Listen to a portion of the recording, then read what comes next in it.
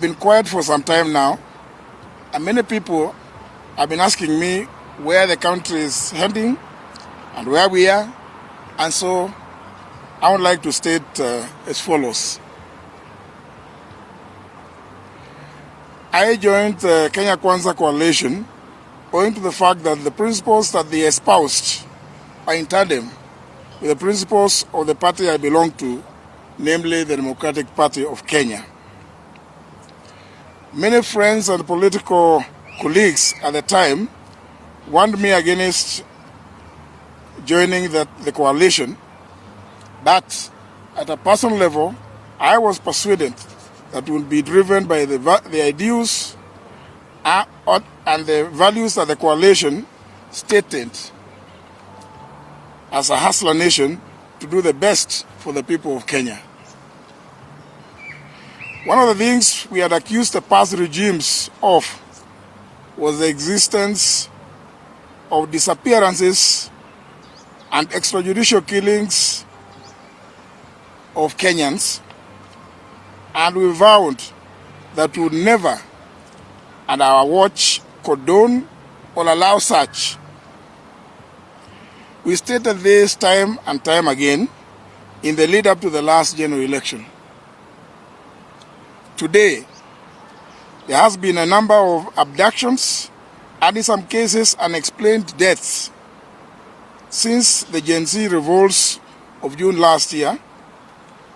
And it is unfortunate as most of the people being abducted and or killed are our youth, leaving the parents, relatives, and friends, other family members in a state of confusion and loss.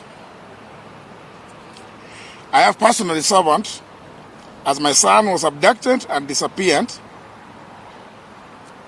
and I was not sure whether he was alive or dead, making us anxious and leaving me and my wife and the rest of the family in turmoil. It must be remembered that at that time, I was the serving Attorney General of the Republic of Kenya, and as is well known, a member of the National Security Council as comprised under Article 240 of the Constitution.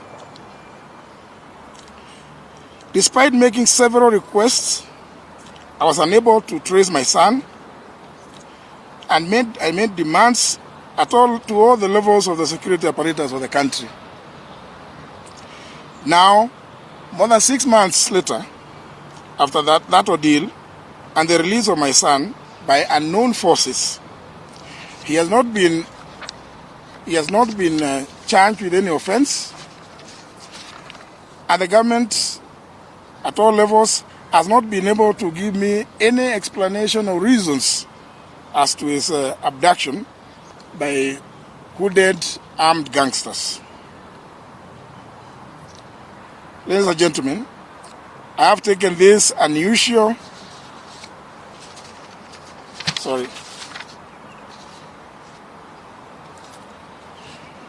The security sector has said that they are not involved in the abductions, but interestingly, they have failed to stop them as they are happening in full public glare. The president has equally said that he would want to see the abductions end. Kenyans want to know how many of our youths have been taken in since the abduction started, how many have been released, how many are still being held, and where it is that they are being held.